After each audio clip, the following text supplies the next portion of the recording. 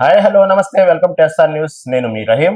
ప్రస్తుతం మనం గుంటూరు జిల్లా గుంటూరు గ్రామంలో తూర్పు నియోజకవర్గం వైసీపీ ఎమ్మెల్యే ముస్తఫా గారి కూతురు 2024 ఎన్నికల్లో వైసీపీ తరఫున పోటీ చేసే అభ్యర్థి నూరి ఫాతిమా గారితో మనం ప్రస్తుతం ఇక్కడ ఉన్నాము. ఎన్నికలుగా నోటిఫికేషన్ 2-3 రోజులు విడుదలవుతున్న సందర్భంగా తూర్పు నియోజకవర్గం ఉన్న పరిస్థితుల గురించి, అదేవిధంగా వైసీపీ పార్టీ ప్రస్తుత పరిస్థితి గురించి మరిన్ని విషయాలు ఆమె మాటలను తెలుసుకుందాం. నమస్తే మేడం. నమస్తే అండి. మేడం, ప్రస్తుతం చూసుకుంటే 2024 ఎన్నికలు ఏ సర్వేలు చూసినా ఎటు చూసినా ఎవరికి అంతు చిక్కని పల్స్ ఎవరికి అంతు చిక్కట్ల అటువంటి పరిస్థితుల్లో ఎన్నికలు రాబోతున్నాయి రేపు. కానీ ఇటు చూస్తే జగన్ గారు 175కి 175 మావే అంటూ ప్రతి సిద్ధం సభలు కానీ ప్రతి సందర్భాల్లో చెప్తున్నారు. నిజంగా 175కి 175 ఉండే పరిస్థితి రాష్ట్రంలో ఉందా వైసీపీ పార్టీకి? ఖచ్చితంగా అండి, 100% ఉంది. ఎందుకు అనంటే ఇప్పుడు ఏదైనా గవర్నమెంట్ ఉంది, మా గవర్నమెంట్ వైఎస్ఆర్సీపీ గవర్నమెంట్ ఉంది. మేము ప్రతి ఒక్క ప్రాంతానికి కూడా అభివృద్ధి చేశాము, ప్రతి ఒక్క ప్రాంతానికి కూడా సంక్షేమ పథకాలు అందించాము. ఈ ఎమ్మెల్యే టీడీపీయా, ఈ ఎమ్మెల్యే జనసేననా, ఈ ఎమ్మెల్యే వేరే పార్టీ వాడవని చూడలేదు. మేము చూసింది ఒక్కటే ఏంటంటే ప్రజానికానికి ఏం కావాలి, ఒక గవర్నమెంట్ అనేది వచ్చిన తర్వాత ఏవేవి హామీలు ఇచ్చారో ఆ హామీలు పూర్తి చేశామా లేదా, ఆ హామీలు గ్రౌండ్ లెవెల్ దాకా పబ్లిక్ కి చేరావా లేదా అని చూస్తాం. దాంట్లో మేము చాలా సక్సెస్ఫుల్ గా కంప్లీట్ చేసాం. ఎందుకనంటే ఈ 5 సంవత్సరాలు కూడా మీరు చూసుకుంటే 2.5 years మనకి కరోనా వచ్చింది. ఆ సమయంలో కూడా గవర్నమెంట్ అనేది ఫుల్ ఫ్లెజ్డ్ గా, అంటే ఏవేవి హామీలు ఇచ్చావు, ఏవేవి పథకాలు చెప్పామో ఆ పథకాలన్నీ ఫుల్ ఫ్లెజ్డ్ గా కంప్లీట్ చేశాము. ఎందుకనంటే మీరు చూసుకుంటే పెన్షన్, రేషన్ ఇవన్నీ మేము అందించాము గ్రౌండ్ లెవెల్ దాకా. వాలంటీర్ సంస్థ వల్ల ఇవ్వడం జరుగుతుంది. మరి అక్కడే కనిపిస్తుంది గవర్నమెంట్ అనేది ఏది సిస్టమాటిక్ వేగా వర్క్ అవుతుందా లేదా, సిస్టమాటిక్ వేగా ప్రతి ఒక్కటి కూడా పథకాలు చెప్పినవి అన్ని అమలు చేశామా లేదా. దానికోసం మేము దాన్ని బేస్ చేసుకొని 175 అంటున్నాం. కానీ మేమేమి బోగస్ మాటలు కానీ లేకపోతే ప్రచారాలు కానీ లేకపోతే అడ్వర్టైజ్మెంట్లు కానీ మేమేం చేయట్లేదు. జగన్మోహన్ రెడ్డి గారు ఒకే మాట అన్నారు, స్టార్ క్యాంపెయినర్. ప్రతి ఒక్క సంక్షేమ పథకాలు తీసుకున్న వాళ్ళు స్టార్ క్యాంపెయినర్ అవుతారని చెప్పారు. ఈ రోజు నిజంగానే ప్రతి ఒక్క చోట కూడా ఎమ్మెల్యే క్యాండిడేట్ ఎవరు అని కాదు, సంక్షేమ పథకాలు జగన్మోహన్ రెడ్డి గారు ఇస్తున్నారు, ఈ ప్రభుత్వం ఇస్తుంది, ఈ ప్రభుత్వం ఉంటేనే మాకు మంచి జరిగిద్ది అని చెప్పి ప్రతి ఇంట్లో కూడా ఉంది. ఖచ్చితంగా 175కి 175 మేము కొడతాం. మీ నాయకులు చూస్తే ఒక పక్క సంక్షేమ పథకాలే మెయిన్ మనకు ఎజెండా, సంక్షేమ పథకాలే స్టార్ క్యాంపెయినర్ అంటున్నారు. ఇటు పక్క చూస్తే గతంలో తెలుగుదేశం ప్రభుత్వం ప్రవేశపెట్టిన పథకాలు 100కు పైగా తుంగలో దొక్కేశారు, దాన్ని మూలపడేశారు. ఏ పథకం అడిగినా సరే ఆ నవరత్నాల్లో నుంచి వెతుక్కోమని చెప్తున్నారు అంటూ లోకేష్ గారు స్టేట్మెంట్ ఇస్తున్నారు. ఇప్పుడు ఒక మాట నేను కూడా డైరెక్ట్ గా అడుగుతాను టీడీపీ వాళ్ళని కానీ, లేకపోతే మీరు ఇప్పుడు చెప్తున్నారు కదా పథకాలు అవన్నీ చెప్తున్నారు. మీరు ఇచ్చిన పథకాలు నేను దాదాపుగా గుంటూరు తూర్పులో 1 సంవత్సరం నుంచి తిరుగుతున్నాను, ప్రజలందరూ నేను అడుగుతున్నాను. ఎక్కడ వెళ్ళినా కూడా ఏమైనా సంక్షేమ పథకాలు చంద్రబాబు నాయుడు గారు ఇచ్చింది మీకు ఏమైనా గుర్తుందా అని అడుగుతున్నాను. వాళ్ళు అవునా ఏమి ఇచ్చారు అని ఆలోచనలో పడుతున్నారు. కానీ ఒకవేళ మీరు ఇప్పుడు అంటే ఎందుకు ఆలోచనలో పడుతున్నారంటే వాళ్ళకి అసలు ఏమి ఇచ్చారో వాళ్ళకి తెలియదు కదా. ఎందుకంటే వాళ్ళు చెప్పడానికి 600 హామీలు అయితే ఇచ్చారు, 60 పేజీలు అయితే ఇచ్చారు, అన్ని ఇచ్చారు, ఇంత బుక్లెట్ ఇచ్చారు. కానీ దాంట్లో అసలు ఏ పథకాలు నిజంగానే వాళ్ళకి అవసరమా లేకపోతే ఏంటి అనేది, ఏది అమలు చేశారా, దేన్ని మాడిఫై చేశారా అనేది వాళ్ళకి తెలియదు. కానీ ఒక్క మాట నేను అడుగుతాను, వైఎస్ రాజశేఖర రెడ్డి గారు ఏం పథకాలు ఇచ్చారా అని గుర్తున్నాయనంటే డంకా బజాంచి ప్రజలు చెప్తున్నారు. ఏంటి 4% రిజర్వేషన్ ఫర్ మైనారిటీస్ చెప్తున్నారు, 2 రూపాయలకి బియ్యం చెప్తున్నారు, ఆరోగ్యశ్రీ చెప్తున్నారు, 108 చెప్తున్నారు, ఫీజు రియంబర్స్మెంట్ చెప్తున్నారు. అంటే ఆయన ఇచ్చారు కాబట్టి గుర్తున్నాయి ప్రజలకు. ఇప్పుడు కూడా ఆయన చనిపోయి మీరు చూసుకుంటే ఇన్ని సంవత్సరాలు 2009లో చనిపోయారు, ఇప్పుడు దాకా గుర్తున్నాయి అంటే ఆయన ఇచ్చారనే కదా గుర్తున్నాయి. మరి 2014 నుంచి 2019 వరకు వాళ్ళు ఇచ్చింది వాళ్ళకి ప్రజలకు గుర్తులేవు అంటే వాళ్ళకి ఏం తీసుకున్నారో గుర్తులేవు అంటే అసలు వాళ్ళు ఏమి ఇచ్చారో కూడా వాళ్ళకే గుర్తులేదు. మాకు ఇప్పటికీ మీరు చెప్తే దాదాపుగా 37 పథకాలు జగన్మోహన్ రెడ్డి గారు ఇవ్వడం జరిగింది, బటన్ నొక్కి వాళ్ళ అకౌంట్లో వేయడం జరిగింది. ఈ రోజు ప్రతి కుటుంబానికి మీరు కుటుంబానికి వెళ్తే అక్కడ వాళ్ళు చెప్తారు ఏంటంటే ఏం పథకాలు వచ్చినాయి అంటే మా ఇంటికి అమ్మఒడి వచ్చిందని చెప్తారు పిల్లలు ఉంటే, లేదా అబ్బదాతలు అంటే నాకు పెన్షన్ వచ్చిందని చెప్తారు, ఒకవేళ ఆటో నడిపేవాడు అంటే నాకు వాహన మిత్ర వచ్చిందని చెప్తాడు, లేకపోతే ఈబీసీ నేస్తం వచ్చిందని చెప్తాడు, కాపు నేస్తం వచ్చిందని చెప్తారు, లేకపోతే మా పిల్లలకి ఏమో చదువుకోవడానికి జగన్మోహన్ రెడ్డి గారు ట్యాబ్స్ ఇచ్చారని చెప్తారు. ఇవన్నీ చెప్పగలుగుతున్నారంటే తీసుకున్నట్టే కదా ప్రజలు. అక్కడే కనిపిస్తుంది కదా అసలు వాళ్ళు చెప్పేదానికి వీళ్ళు చెప్పేదానికి. ఇంకొకటి చంద్రబాబు నాయుడు గారు కానీ సోకాల్డ్ లోకేష్ గారు కానీ ఈ సంక్షేమ పథకాలు 6 వాళ్ళు హామీలు అని చెప్తున్నారు చూడండి. ఆ 6 హామీలు కూడా వాళ్ళ సొంతగా వాళ్ళు ప్రజల దగ్గర నుంచి తీసుకున్నది కాదు. ఆ 6 హామీలు కూడా కాపీ చేశారు, వేరే చోట కాపీ చేశారు. జగన్మోహన్ రెడ్డి గారు ఇచ్చే అమ్మఒడి దగ్గర నుంచి కాపీ చేశారు. ఇవన్నీ గతంలో చేయలేని ఆయన ఇప్పుడు నేను చేస్తానని చెప్తే ప్రజలు ఎలా నమ్ముతారు అసలు? వైసీపీ పార్టీకి వెన్నుముక ముస్లిం మైనార్టీస్, ఎస్సీ, బీసీలు అంట. రంజాన్ నెల వచ్చిందంటేనే తెలుగుదేశం పార్టీ ప్రకటించిన రంజాన్ తోఫా కానివ్వండి, కొన్ని ఇంకా పథకాలు, షాదీ ముబారక్ ఇలాంటి కొన్ని పథకాలు ఉన్నాయి. వైసీపీ ప్రభుత్వం వచ్చిన తర్వాత ముఖ్యంగా మైనార్టీస్కి అన్యాయం జరిగింది. మైనార్టీస్ అందని పథకాలు అందలేదు. అసలు రంజాన్ సందర్భంగా ఇవ్వాల్సినటువంటి ఎటువంటి సంక్షేమ పథకాలు అలాంటిగానే, అంటే తోఫాలు ఇలాంటివి ఇవ్వట్లేదు అనే కామెంట్. అంటే ఆ టైం వాళ్ళకి వాళ్ళు చూస్తున్నారండి. మీరు చూస్తే రంజాన్ మంత్ వస్తేనే మైనార్టీస్ గుర్తు రావాలా? అలా ఏం లేదు. రంజాన్ మంత్ రాగానే ఏదో తోఫా ఇచ్చాము, ఆ టైంలో కూడా తోఫా ఇచ్చిన దాంట్లో కూడా నిజంగా నేను కూడా చూసాను చాలా వరకు. ఆ బెల్లము, ఆ నెయ్యి, ఆ సేమియా అవి ఇచ్చేస్తే సరిపోయిద్దా? ఆ టైంకి వాళ్ళు సేవ చేస్తే సరిపోయిద్దా? జగన్మోహన్ రెడ్డి గారు అలా కాదు. 4% రిజర్వేషన్ మాట ఇచ్చిన ప్రకారంగా వాళ్ళ తండ్రి వైఎస్ రాజశేఖర రెడ్డి గారు మాట ఇచ్చిన ప్రకారంగా 4% రిజర్వేషన్ జరుగుతుంది. అదే విధంగా మీరు చూసుకుంటే మైనారిటీలకి జగన్మోహన్ రెడ్డి గారు మీరు చూసుకుంటే ఎక్కువ శాతంగా మరి ఇళ్ల పట్టాలు గాని, స్కీమ్స్ గాని ఎక్కువ శాతంగా వాళ్ళకి, ఎందుకంటే మేము బయటకు వచ్చి పనులు చేయలేం కాబట్టి ఇంటి నుంచే పని చేయ, ఆసరా, చేయూత, చేదోడు, లేకపోతే మీరు చూసుకుంటే సున్నా వడ్డీ, ఇవన్నీ ఏంటంటే డోక్రా వాళ్ళకి మరి జగన్మోహన్ రెడ్డి గారు చేసినట్టు ఎవరు చేయలేదు. మాట ఇవ్వడం ఒకటైతే, మాట ఇచ్చారంటే మాట తప్పని చెప్పి జగన్మోహన్ రెడ్డి గారు చెప్పారు. అదే విధంగా చేసి చూపించారు. ఈ రోజు ఎందుకు జగన్మోహన్ రెడ్డి గారు మైనార్టీకి లేదని ఎలా చెప్పగలుగుతారు? మీరు గతంలో కూడా ఎప్పుడు కూడా 2014 నుంచి 2019 వరకు మీరు చూసుకుంటే దాంట్లో వాళ్ళు ఎవరికి ఒక్కళ్ళకే, టీడీపీ వాళ్ళకే ఎమ్మెల్యే టికెట్ ఇచ్చారు. మీరు మైనారిటీ పట్ల మీకు ఏమైనా ఇది ఉందా? లేదు. మళ్ళీ ఇప్పుడు జగన్మోహన్ రెడ్డి గారు 7 నియోజకవర్గాల్లో మైనారిటీ ఎమ్మెల్యే క్యాండిడేట్లకు ఇచ్చారు. అంటే మీరు చూసుకుంటే మైనారిటీకి ఎంత ప్రాధాన్యత ఇచ్చారు. మాకు 14% వరకు మైనారిటీస్ ఇక్కడ ఉన్నారు, దాంట్లో 7 మెంబర్స్ కి ఇచ్చారు అని అంటే ఒక్కసారి మైనారిటీ, ఏ ప్రభుత్వం మైనారిటీకి తోడుందని ఇక్కడే కనిపిస్తుంది కదా. అంటే ప్రతి ఒక్కటి కూడా సిస్టమాటిక్ వేగా జగన్మోహన్ రెడ్డి గారు అందరికీ అవకాశం ఇవ్వాలి. ఎస్సీ, ఎస్టీ, బీసీ, మైనారిటీ వాళ్ళు నా వాళ్ళు అని చెప్పి ఈ రోజు మీరు చూసుకుంటే నామినేటెడ్, నాన్ నామినేటెడ్ పదవుల్లో కూడా మైనారిటీకి అవకాశం ఇవ్వడం జరిగింది. అలాగే మీరు చూసుకుంటే మన డిప్యూటీ సీఎం గా ఉన్న అంజద్ బాషా గారిని తీసుకోవడం జరిగింది. ఇవన్నీ మైనారిటీకి ఇచ్చినవి కాదా? లేకపోతే మీరు చూసుకుంటే ఎమ్మెల్సీ చైర్మన్ గా మైనారిటీ లేడీకి ఇవ్వడం జరిగింది. అది కాదా? మీరు ఇవన్నీ మైనారిటీ స్పష్టంగా కనిపిస్తున్నారు రాజకీయాల్లో. ఒక మాట నేను ఎందుకు రాజకీయాల పరంగా చెప్తున్నానంటే, మా సమస్యను జగన్మోహన్ రెడ్డి గారు తీసుకెళ్లడానికి అవకాశం ఇచ్చింది ఒక ప్లాట్ఫామ్ ఏంటంటే ఎమ్మెల్యేస్ ఏమున్నా కూడా, ఏం చేసినా ఇదిగో మా మైనారిటీ కోసం ఇది చేస్తే మంచిది సార్ అని చెప్పడానికి ఒకళ్ళు ఉండాలి. అసలు వాళ్ళకి ఎవరున్నారు? వాళ్ళకి అసలు ఈ గ్రౌండ్ లెవెల్ లో కష్టాలు ఏం తెలుసు? వాళ్ళకి ఏమీ తెలియదు. ఏదో చెప్పేశాము, ఏదో వాగేశామనంటే, ఏదో మాట ఇచ్చేసామని అనుకుంటున్నారు. కానీ దానికి మించి మైనారిటీలన్నా కూడా వాళ్ళకి, మైనారిటీకి ఎప్పుడు వాళ్ళు తోడలేరు. ఈ రోజు మీరు చూసుకుంటే బీజేపీతో అలయన్స్ పెట్టుకున్నారు. ఒక్క మాట నేను ఇంకోటి అడుగుతాను. యూసీసీ ఉంది, యూసీసీది యూనిఫామ్ సివిల్ కోడ్ ఉంది. ఆ రోజు జగన్మోహన్ రెడ్డి గారు అందరిని, మత పెద్దలను అందరినీ, స్టేట్ లో ఉన్న వాళ్ళందరినీ పిలిచి వాళ్ళ అభిప్రాయం కోరుకున్నారు. ఏం చేద్దాం ఏంటి అని. అంటే అనుకుని ఉంటే జగన్మోహన్ రెడ్డి గారు మైనారిటీ వాళ్ళ వైపు లేకపోతే అలా అడిగేవాళ్ళ? మీరు మీ సెల్ఫ్ డిసిజన్ తీసుకున్నారు. కానీ ఎప్పుడైనా కూడా ఆ మతానికి సంబంధించి అది సెన్సిటివ్ ఇష్యూ, వీళ్ళని పిలిచి మాట్లాడాలి, చేయాలి అని చెప్పి వాళ్ళకి ఎప్పుడైనా ఉందా? లేదు.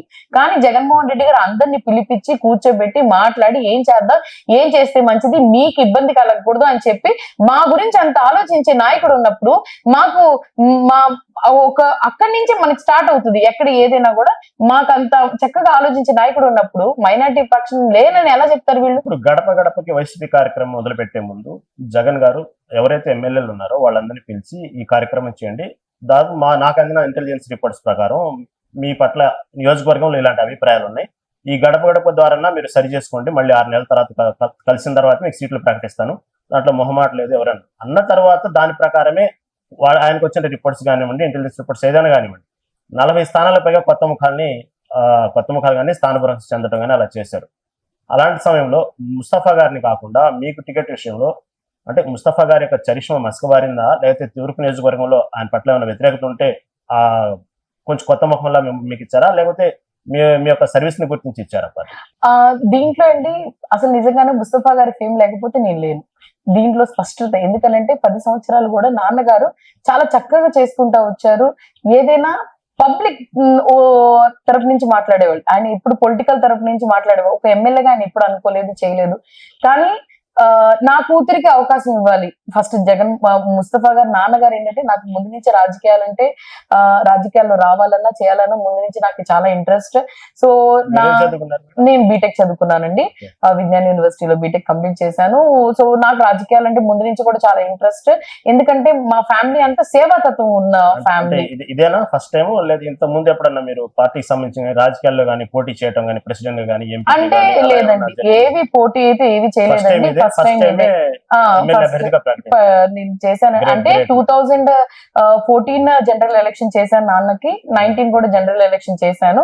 సో దాని తర్వాత ఏంటంటే నేను కూడా జగన్మోహన్ రెడ్డి గారిని అడగడం జరిగింది, సార్ నాకు కూడా అవకాశం ఇవ్వండి, ఖచ్చితంగా ఇస్తామా, ఇప్పుడు కాదమ్మా నెక్స్ట్ ఇస్తానని చెప్పారు.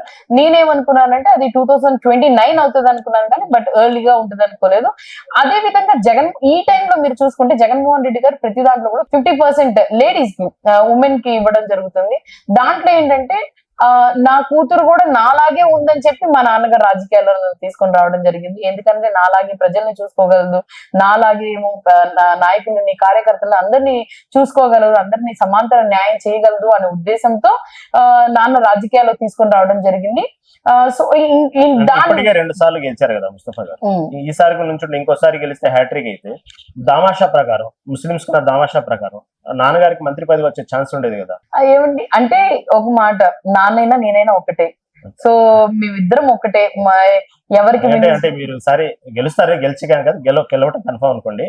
అంటే మీ లెక్కలో మీరు గెలుస్తామన్న కాన్ఫిడెంట్ ఉంది కాబట్టి చెప్తున్నా. ఇందాక మీరు చెప్పిన ప్రకారం మాట్లాడినంత అంటే మీకు మంత్రి పదవి ఇవ్వడానికి అవకాశం ఉందంటారు. అది దేవుడు ఆశీస్సులు, అలాగే జగన్మోహన్ రెడ్డి గారు ఆదేశం ఏదైనా కూడా వాళ్ళు ఇస్తారంటే ఖచ్చితంగా దాన్ని కూడా నిర్వర్తించడానికి నేను రెడీగా ఉన్నాను. మీరు చూసుకుంటే నాన్నగారు ఏంటంటే నా కూతురికి ఇస్తే బాగుంటది, ఎడ్యుకేటెడ్ ఉమెన్, అదే విధంగా యంగ్ జనరేషన్ నేను కూడా ప్రోత్సహించాలని చెప్పి నాన్నగారు నన్ను తీసుకొని రావడం జరిగింది. జగన్మోహన్ రెడ్డి గారిని దాన్ని స్వీకరించడం జరిగింది. ఇప్పుడు దాకా చరిత్ర సృష్టించాలంటే అది జగన్మోహన్ రెడ్డి గారి వల్లే సాధ్యం. ఎందుకంటే ఈ సంక్షేమ పథకాలు ఎలా తీసుకొని వచ్చి ప్రతి కుటుంబానికి చేరువయ్యారో, అదే విధంగా రాష్ట్రంలో ఒక మైనారిటీ మహిళకు అవకాశం ఇవ్వాలి అని చెప్పి జగన్మోహన్ రెడ్డి గారు. మహిళలు సమాజంలో రాజకీయాల్లో రావాలన్నా, పబ్లిక్ లో రావాలన్నా కొంత సందేహిస్తారు. మరీ ముఖ్యంగా ముస్లిం మైనారిటీ వర్గానికి వచ్చేటప్పటికి తొందరగా రావాలంటే అంత తొందరగా రాలేరు, రానివ్వరు కూడా కుటుంబం కూడా. అలా చూసుకుంటే మీకు కుటుంబం నుంచి మంచి సపోర్ట్ ఉందా? చాలా సపోర్ట్ ఉందండి. My strongest pillars are my family members. మా నాన్నగారు తీసుకొని వచ్చారు, మా హస్బెండ్ యాక్సెప్ట్ చేశారు సొసైటీలో ఉండటానికి, చేయటానికి. తమ్ముడు he is the back and support for me. My son ప్రత్యక్షంగా కాకపోయినా తనతో స్పెండ్ చేయాల్సిన టైం కూడా ఆయన spending all in the public life. So ప్రత్యక్షంగా నా కొడుకు చిన్నోడైనా కూడా హీస్ మదర్హుడ్ ఏంటంటే పిల్లలు ఈ టైంలో వాళ్ళతో ఉండాల్సింది, వాళ్ళని చదివించాల్సింది, వాళ్ళు ప్యాంపర్ చేయాల్సిన టైం కూడా తనది నేను లాగేసుకొని రాజకీయాల్లో పెడుతున్నాను. సో ఇవంతా this all the moral support what I'm getting from my family. So family support ఉంది కాబట్టే ఈ రోజు నేను ఇలా బయటకు వచ్చి నేను ఇలాగా పబ్లిక్ సేవ చేయగలుగుతున్నాను. ఆ యాక్సెప్టెన్సీ ఫ్రమ్ ద ఫ్యామిలీ రావాలి. ఫస్ట్ ఆఫ్ ఆల్ ఏదైనా కూడా మన ఇంటిని గెలిస్తే ఊరిని గెలుస్తాము. అదే విధంగా మా ఇంట్లో వాళ్ళు నాకు ఎంత మంచి స్ట్రాంగ్ పిల్లర్స్ అయి ఉండి ప్రతి విషయంలో కూడా ఏది వచ్చినా కూడా నేనున్నాను అని చెప్పి నాకు ఇంతమంది ఉండగా ఈ రోజు నిజంగానే ఒక కుటుంబం లాగా నాకు గుంటూరు ఈస్ట్ ఉంది. ఉన్నా కూడా మేమున్నాము, ధైర్యంగా ముందుకెళ్ళమ్మా అని చెప్పే వాళ్ళు ఉన్నారు. కాబట్టి సో ఐఎమ్ హ్యాపీ. అంటే ఈ తూర్పు నియోజకవర్గంలో నాన్నగారిని ఇన్నాళ్ళు ఆదరించిన మైనార్టీస్ కానివ్వండి, ఇటు పక్క వైసీపీ పార్టీలో అన్ని కులాల వాళ్ళు ఆదరించారు. కాకపోతే ఈసారి ఎన్నికలు చాలా భిన్నంగా ఉన్నాయి. తూర్పు నియోజకవర్గం వచ్చేటప్పటికి కాపుల ఓట్లు ఎక్కువగా ఉన్నాయి, 30,000కు పైగా ఉన్నాయి. వాళ్ళంతా కొంత జనసేన వైపు ఆకర్షితులైన మొత్తం యువకులు ఎక్కువ ఉన్నారు అన్నట్టు ఒక టాక్ బయట నడుస్తుంది. ఈసారి మీకు ఆ జనసేన ఎఫెక్ట్ ఉండదనుకుంటున్నారా? లేదండి, ఆలోచన చేస్తున్నారండి. ఏం ఆలోచన చేస్తున్నారంటే యంగ్ జనరేషన్ ఉంది కాదనట్లేదు, బట్ దే ఆర్ థింకింగ్ ఏంటి ఇప్పుడు ఎందుకు పార్టీ పెట్టారు, అసలు పార్టీ ఎందుకు జనసేన పార్టీ పెట్టారు, పెట్టిన తర్వాత దాని మోటో ఏంటి, దాని ఎజెండా ఏంటి, అసలు వాళ్ళు ఏం చేయాలి. ఇప్పుడు సరే నిజంగానే కాపు కమ్యూనిటీ కోసమే చేయాలనుకున్నారండి పవన్ కళ్యాణ్. అసలు కాపు కమ్యూనిటీకి ఏం కావాలి, ఏం చేస్తే మంచిది అనే ఆలోచన ఆ పార్టీలో లేదు. అసలు అది ఆలోచిస్తున్నారు. అయ్యో మేము జనసేనకు ఓటేస్తే ఏం చేస్తారు, మనకి ఏం చేయగలరు అనే ఆలోచనలు కూడా వాళ్ళు కూడా ఆలోచనలో పడ్డారు. ఖచ్చితంగా ఆలోచనతోనే నాకు తెలిసి 50% వరకు అంటే ఆలోచన చేసిన వాళ్ళు ఖచ్చితంగా జగన్మోహన్ రెడ్డి గారి వైపే ఉంటారు. ఎందుకంటే కాపు నేస్తం తీసుకున్న వాళ్ళు కానీ, సంక్షేమ పథకాలు తీసుకుంటున్న వాళ్ళు కానీ, లేకపోతే ఏమో నిజంగానే ఈ పార్టీకి ఇప్పుడు ఎవరైనా అనుకుంటారు కదా, మేము ఒకవేళ జనసేన అనుకోండి, మేము ఓటు ఎవరికి వేయాలి, అంటే మీ టీడీపీ నియోజకవర్గంలో జనసేన ఓట్లు ఎక్కువ, అంటే జనసేన ఓట్లు కాదు, అంటే కాపు అనేవాళ్ళు 30,000 పైన ఉన్నారు కాబట్టి 30,000 మీరు దానికి సంబంధించిన ఏమన్నా అంటే ప్లాన్స్ ఏమైనా చేసుకున్నారా? plans ఆత్మీయ సమావేశాలు పెట్టుకోవడం అంటే కానివ్వండి, అందరితో మేము కమ్యూనికేట్ కాపులతో చేస్తున్నామండి, అందరితో కమ్యూనికేట్ చేస్తున్నాము, అంతా ఇదవుతుంది. ఖచ్చితంగా ఇక్కడ అందరూ ఒకే దాటి మంచితనము, ముస్తఫా గారు అన్న ముస్తఫా గారి కుటుంబం అన్న మంచితనం అని ఒక్కటే చూస్తున్నారు. మా తర్వాత వైఎస్ఆర్సీపీ పార్టీ, ఖచ్చితంగా వైఎస్ఆర్సీపీ పార్టీ ఎక్కడైనా కూడా మనకు అన్ని మీరు చూసుకుంటే సాలిడ్ ఓట్స్ ఉంటాయి. ఇటు 30% ఏమో పార్టీ ఓట్స్ ఉంటాయి, అంటే వైఎస్ఆర్సీపీకి టీడీపీకి ఇటు 30%, మిగతా 40% ఓట్స్ లో 20% వ్యక్తిగతంగా ఎమ్మెల్యేని చూసేస్తారు, మిగతా 20% న్యూట్రల్ గా ఉంటారు. సో వాళ్ళు గత 2 ఎన్నికలు వచ్చేటప్పటికి నాన్నగారు ఇటు వైసీపీ టీడీపీ ఈ రెండే ఫైటింగ్ గా ఉంది. ఈసారి పొత్తులో 3 పార్టీలు మీకు చాలా గట్టి టైట్ ఉంది. మీకు అలా అంత లేదు టైట్ అనిపించలేదు, అసలు కాంపిటీషన్ అనిపించలేదు. No competition. ఎందుకనంటే మేము ఒక్కటే అంటున్నామండి, how we are with the people. మేము ఎలా ఉంటున్నాం ప్రజలతో, మేము ఎవరిని ఇబ్బంది పెట్టము, ఎవరిని ఈ 5-10 సంవత్సరాలు చూసారుగా, ఏ చిరు వ్యాపారులు కానీ, ఏ రిటైల్ షాప్ వాళ్ళు కానీ, ఏ వర్గానికి కానీ, ఏ కులానికి కానీ మేము ఎప్పుడు ఎవరిని ఇబ్బంది పెట్టలేదు. అందరినీ వాళ్ళ జీవన శైలిలో వాళ్ళు ఉండేలా చూసుకున్నాము. ఎవరు వచ్చినా కూడా మేము తోడున్నాము అని చెప్పాము, వాళ్ళకి తోడు ఉన్నాము. ఖచ్చితంగా ఏ పని తీసుకొని వచ్చినా వాళ్ళకి పని చేసి పెట్టాము. ఎవరికి ఇక్కడ ఎక్కడ దళారులు లేరు. ఎవరైనా ఆఫీస్ కి రావాలన్నా వాళ్ళని తీసుకొని రావాలి, ఎమ్మెల్యే దగ్గరికి వీళ్ళు వెళ్ళాలి, ఈ అపాయింట్మెంట్ తీసుకెళ్లాలని మా దగ్గర లేవు. మేము సాదా సీదా మనుషుల్లా ఉంటాము, ఊర్లో తిరుగుతా ఉంటాము, చేస్తాము. ఏ సమస్య వచ్చినా అక్కడికి సాల్వ్ చేస్తాము. ఇలాగా మేము తిప్పించుకోము, చెయ్యము, అబద్ధాలు చెప్పము, ఉన్నది ఉన్నట్టు చెప్తాము, పని చేసి పెడతాము. సో ఇది ఎమ్మెల్యే గారి రికార్డ్. ఇది ఎమ్మెల్యే గారు నేను చెప్పినవి అన్ని ఎమ్మెల్యే గారి రికార్డు. ఏ టైంలో, ఏ సమయంలో, ఎప్పుడు వచ్చినా, ఇంటికి వచ్చినా, ఎక్కడికి వచ్చినా సహాయం అని చెప్తే ఖచ్చితంగా చేసే వ్యక్తి ముస్తఫా గారు, ముస్తఫా గారి కుటుంబం అని చెప్పి ఇక్కడ ఒక బ్రాండ్ అండి. అంటే తూర్పు నియోజకవర్గం ఉన్న సమస్యలు మీ దృష్టికి వస్తుంటాయి కదా? ఖచ్చితంగా వస్తుంది. నాన్నగారు అంటే ప్రస్తుతం కూడా ఎమ్మెల్యేగానే ఉన్నారు. నాన్నగారి దృష్టికి వచ్చిన సమస్యలు కొన్ని ఆయన సమయం లేకుండా కుదరకు తీర్చలేని సమస్యలు మీ దాకా వస్తుంటాయి కదా, దానికి సంబంధించి మీరు హామీలు ఇస్తున్నారు కదా? ఖచ్చితంగా.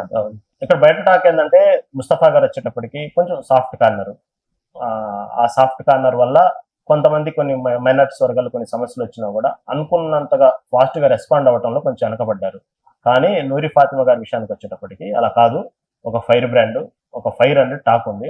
దానికి మీకు పర్టికులర్ గా ఆ ఫైర్ బ్రాండ్ గుర్తించే మీకు జగన్ గారు సీట్ ఇచ్చారని కూడా బయట టాక్ మాట. ఏమండి, నేను ఒక మాట అంటారు, మా ఎమ్మెల్యే గారు సాఫ్ట్ కార్నర్ అంటున్నారు. ఎమ్మెల్యే గారు నేనంటే యంగ్ జనరేషన్ కాబట్టి we have many ways to expose it, కాబట్టి నేను సోషల్ మీడియా ప్లాట్ఫామ్ ని తీసుకొని నేను చూపిస్తున్నాను. ఎమ్మెల్యే గారు ఎన్నో సేవా కార్యక్రమాలు చేశారు, ఎన్నో మసీదులకి కట్టడానికి చేయడానికి డబ్బులు ఇచ్చారు, ఎంతో మంది పెళ్లిళ్ళు అంటే బియ్యం ఇచ్చారు, ఎంతో మంది ఏదైనా కార్యక్రమం చేసుకుంటానంటే సహాయం చేశారు.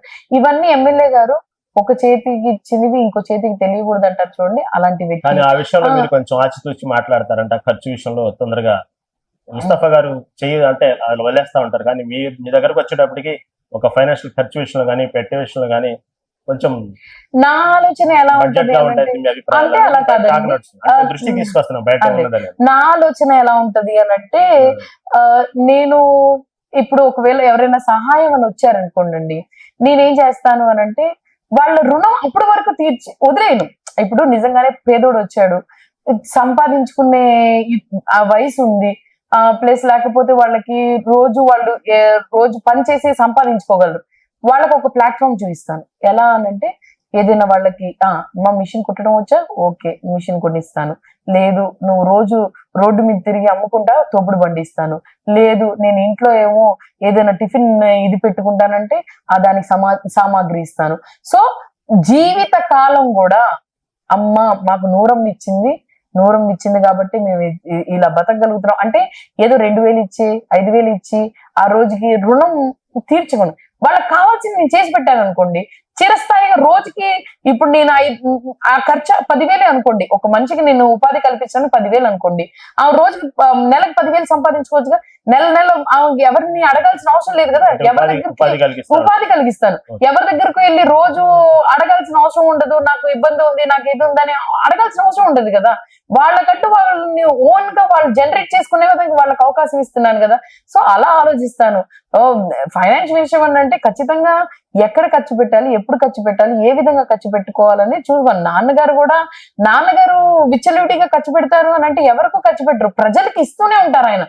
మా సంపాదన అంతా మేము బిజినెస్ లో సంపాదిస్తాము, దేవుడి దయ వల్ల ఆస్తులు ఉన్నాయి, దేవుడి దయ వల్ల మాకు ఇచ్చినవి ఇవన్నీ చాలు, మేము దానికంటే మించి మేమేం కోరుకోవట్లేదు.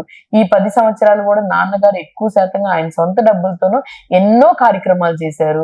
సో మేము ఈ రోజు నిజంగానే మేము ఈ స్థాయిలో ఉన్నామన్నా, లేకపోతే ఇంత చక్కగా హెల్త్ వైజ్ గా కానీ వెల్త్ వైజ్ గా మేము ఇంత చక్కగా ఉన్నాము అని అంటే నిజంగానే దేవుడు, అలాగే ప్రజల ఆశీస్సులు. అంటే మంచి చేశాం కాబట్టి వాళ్ళు దువా చేస్తారు, మంచి చేశాం కాబట్టి వాళ్ళు మమ్మల్ని ప్రతి ప్రేయర్ లో గుర్తు పెట్టుకుంటారు, కాబట్టి మేము ఈ రోజు ఇలా చక్కగా ఉన్నాం. జగన్ గారు పార్లమెంట్ లో వచ్చిన బిల్లు విషయాలు కానివ్వండి, ఏదైనా దానికి సంబంధించిన ఓటింగ్ విషయంలో మొన్నటి వరకు మోడీకి సపోర్ట్ గా ఉన్నారు, ఏ ఓటింగ్ కూడా వ్యతిరేకించింది లేదు, ప్రతి దానికి ఆయన ఏకీభవించి ఓటేశారు మొన్నటి దాకా. ఇప్పుడు చూస్తే మోడీ గారు పొత్తులో భాగంగా టీడీపీతో కలిశారు.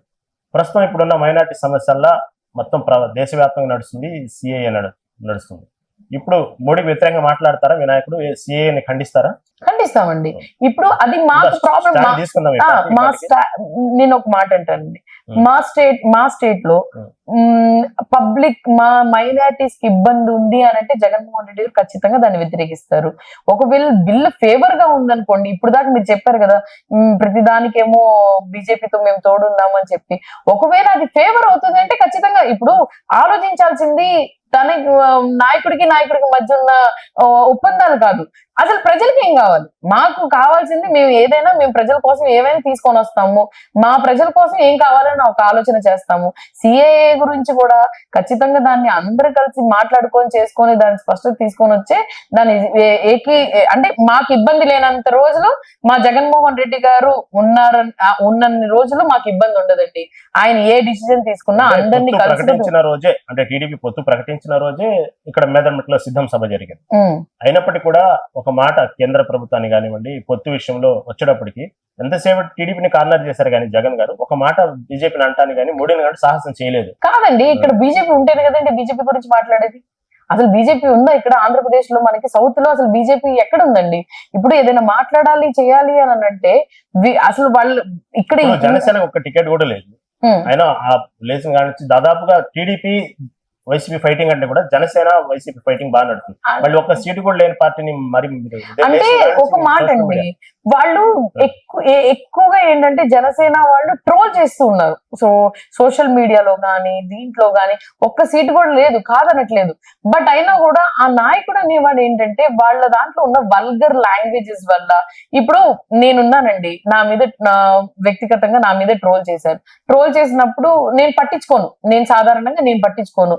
వాళ్ళు ఏం చేస్తారంటే ఇంకా దూషిస్తూనే ఉంటారు, ఇంకా చేస్తూనే ఉంటారు.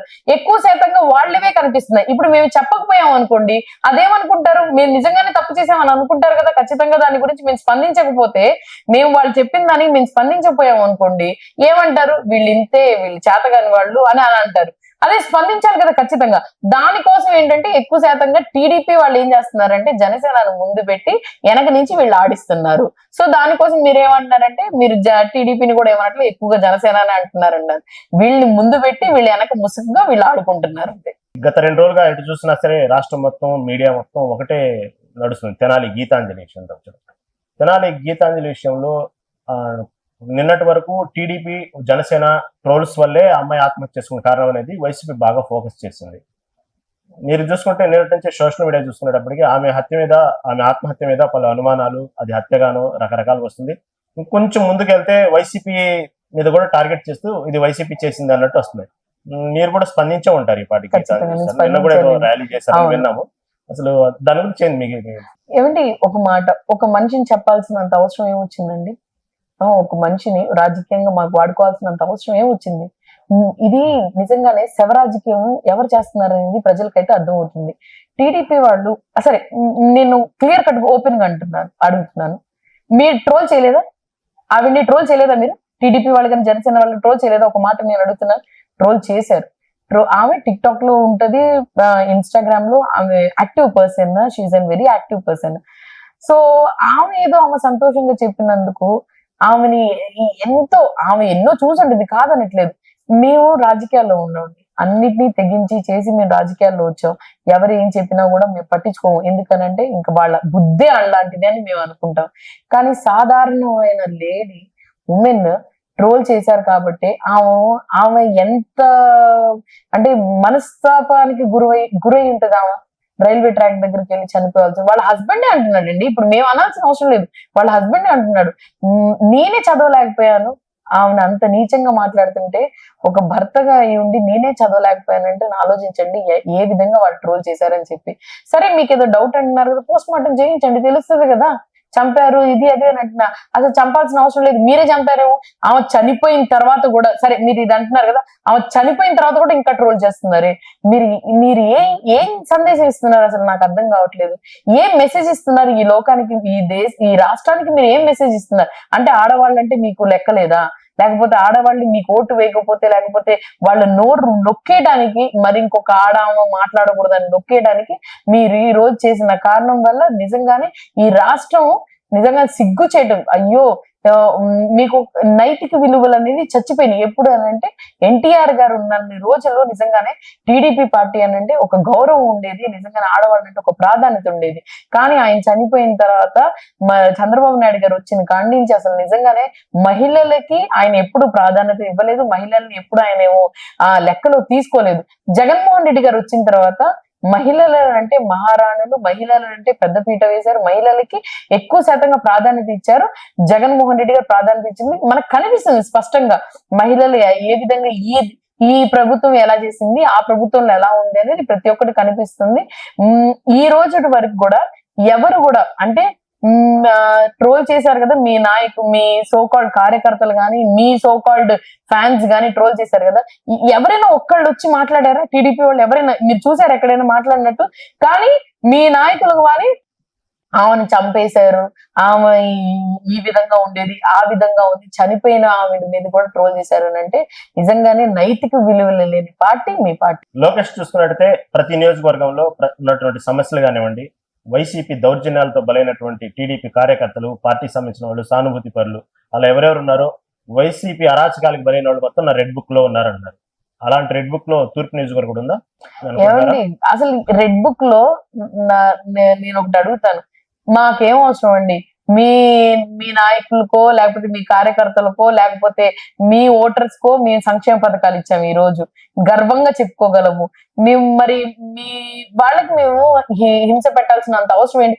మీరే రెచ్చగొడుతున్నారు, మీరే వచ్చి బయటకు వచ్చి రండి చూసుకుందాం అది ఇదని వాళ్ళే రెచ్చగొట్టుకొని, వాళ్ళే గొడవలు సృష్టించుకొని, వాళ్ళే ఇది చేసుకొని, వాళ్ళే గూండాయిజం చేసి వాళ్ళ పేరు, నాకు తెలిసి లోకేష్ గారు వాళ్ళ పేర్లే రాసుకొని ఉండుంటారు అంతే తప్ప మాకు అంత అవసరం లేదు. మా నాయకులు సామరస్యంగా అందరినీ, ప్రజల్ని కలవండి, ప్రజలతో మమేకం అవ్వండి, ప్రజలు ప్రాబ్లమ్స్ తెలుసుకోండి, వాళ్ళవి ఇబ్బంది తెలుసుకోండి అని. అందుకోసం మీరు చూస్తే ఏ కార్యక్రమం చేసినా కూడా వైఏపీ నిట్ జగన్ గాని, గడప గడప మన ప్రభుత్వం కానీ, లేకపోతే మా నమ్మకం నువ్వే జగన్ అన్న కానీ, ఇవన్నీ మేము ప్రజల కోసమే చేస్తున్నాం. ఎందుకంటే వాళ్ళ దగ్గరికి వెళ్ళి వాళ్ళ సమస్యలు తెలుసుకొని, వాళ్ళ ఇబ్బందులు తెలుసుకొని, వాళ్ళు సార్ట్ అవుట్ చేసే విధంగా ఈ రోజు జగనన్న ఆరోగ్య సురక్ష గాని, జగనన్న సురక్ష గాని, ఇవన్నీ మేము ప్రజల కోసమే చేస్తున్నాము. మాకంత అవసరం లేదు. వచ్చేటప్పటికి చూసుకుంటే దాదాపుగా ఈ నియోజకవర్గాలకు సంబంధించి 170 నియోజకవర్గాలు కానివ్వండి, గతంలో పీకే సలహా మీదనే ఏ నియోజకవర్గానికి ఎలా పబ్లిక్ లోకి వెళ్ళాలనే సలహాలతోనే, పీకే ఇచ్చిన సలహాలతోనే, ప్రశాంత్ కిషోర్ ఇచ్చిన సలహాతోనే వైసీపీ అధికారంలో వచ్చిందనేది అప్పుడు మీ పార్టీ ఒప్పుకున్నారు. అది కామన్ గా నడిచింది, అది ఓపెన్ సీక్రెట్ అదంతా. కానీ ఇప్పుడు వచ్చేటప్పుడు పీకే చంద్రబాబు వైపు వెళ్ళారు, చంద్రబాబు సలహాలు ఇచ్చారు, మీ పార్టీ అధికారికంగా అంబటి రాంబాబు సహా చెప్తున్నారు. ముందు ఏదో కలివారు కలవలేదు అనాలి, కానీ ఇప్పుడు అధికారంగా కలిశారు, ఆయనకే సపోర్ట్ అన్నారు. ఒక సందర్భంలో పీకే కూడా అన్నారు ఈసారి జగన్ భారీ మెజార్టీతో ఓడిపోవటం ఖాయమని. ఇప్పుడు ఆ పీకే మాటలు మీరు ఎక్కడన్నా సీరియస్ గా తీసుకుంటున్నారా? ఎందుకు తీసుకోకూడదు? సీరియస్ గా తీసుకోమండి. ఎందుకనంటే గతంలో ఇప్పుడు కంపెనీ ఉందనుకోండి, ఎవరైనా మంచి సాఫ్ట్వేర్ ఇస్తారన్నా, లేకపోతే ఏదైనా మంచి ఐడియా ఇస్తుంటే will go through it. Once అది ఆ టైంలో అది ఓల్డ్ అయిపోయింది, ఇంకా ఆ సాఫ్ట్వేర్ గానీ ఐడియా గానీ ఓల్డ్ అయిపోయింది. ఫస్ట్ జనరేషన్ వైజ్ గా ఎలాగ ఇది అవుతుందో మళ్ళీ వీళ్ళు change it to the other latest టెక్నాలజీగా చేంజ్ అవుతాం. అదే విధంగా పీకే గారు ఆ టైంలో ఇచ్చిన ఐడియాస్ వల్ల దేవుడి దయ వల్ల నిజంగానే గెలిచాము అని అంటే ఆయన ఐడియాస్ వల్ల గెలిచాం. కానీ ఇంప్లిమెంట్ చేసింది ఎవరు? జగన్మోహన్ రెడ్డి గారు. ఏవేవి మాటలు ఇచ్చారో అవన్నీ ఇంప్లిమెంట్ చేశాము గ్రౌండ్ లెవెల్ ఇప్పుడు గా. ఈ మార్పులు ఎవరు ఇంప్లిమెంట్? కొత్త ముఖాలు, కొత్తగా నియోజకవర్గ స్థానభ్రంశం చెందడం, ఇవన్నీ ఎవరు ఐడియా? జగన్ గారి ఐడియా? అండ్ ఇలాగే ఒక పీకే లాగా ఒక కంపెనీ సాఫ్ట్వేర్ ఐడియా? లేదు లేదు, జగన్మోహన్ రెడ్డి గారే సొంతంగా ఆయన ఏంటంటే ఎక్కడైనా నన్ను చూసి ఓటు వేయండి, ఎందుకనంటే సంక్షేమ పథకాలు నేను ఇస్తున్నాను చేస్తున్నాను అని చెప్పి జగన్మోహన్ రెడ్డి గారు చెప్పడం జరిగింది. అదే విధంగా ఏమో 175 మేధావులు, నియోజకవర్గాల్లో విమర్శకులు సైతం ఈ మార్పు అనేది చాలా సాహసంతో కూడుకున్న నిర్ణయం, దెబ్బతింటారేమో అన్నట్టు చెప్తున్నారు. లేదండి, ఖచ్చితంగా 175 లో 175 మేము గెలుస్తాము. ఇవన్నీ ఏంటంటే వాళ్ళ మాటలు చెప్తా ఉంటారు, సో అన్ని పట్టించుకోకూడదు. We have to take it. Outgoing అనేది అది దేవుడి దయ. ఏదైనా కూడా మేము దేవుడి మీద నమ్మకం పెట్టుకున్నాం. జగన్మోహన్ రెడ్డి గారు కూడా ఆ సమయంలో కూడా ఒకటే మాట అన్నారు, నేను దేవుడిని నమ్ముకున్నాను, ఖచ్చితంగా మేము మంచి చేశామనంటేనే మాకు ఓటు వేయండి అని చెప్పి మేము ప్రజలతో చెప్పడం జరిగింది. అదే విధంగా మేము ప్రజల్లో కూడా అలాగే వెళ్తున్నాం. తూర్పు నియోజకవర్గానికి నిన్నటి వరకు 2 సార్లు మీ నాన్నగారు గెలిచారు. 3వ సారి కూడా మీరు విజయం సాధించాలని మా ఛానల్ తరపున కోరుకుంటున్నాము. అదేవిధంగా తూర్పు నియోజకవర్గంలో ఉన్నటువంటి సమస్యలు మీ దృష్టికి తీసుకొస్తుంటారు, దాన్ని కూడా ఒకసారి చూస్తూ ఉంటూ అదే విధంగా జనసేన ఓటింగ్ 30,000కి పైగా ఉంది అనేది టాక్ నడుస్తుంది తూర్పు నియోజకవర్గం. ఈ సమస్యలన్నింటినీ అధిగమించి ఒక మొట్టమొదటిసారి ఒక మహిళగా మీరు వైసీపీ పార్టీలో నుంచున్నారు కాబట్టి ఇన్ని సమస్యలు అధిగమించి గెలవాలని కోరుకుంటూ ఎస్ఆర్ న్యూస్ తరపున thank you madam. Thank you so much.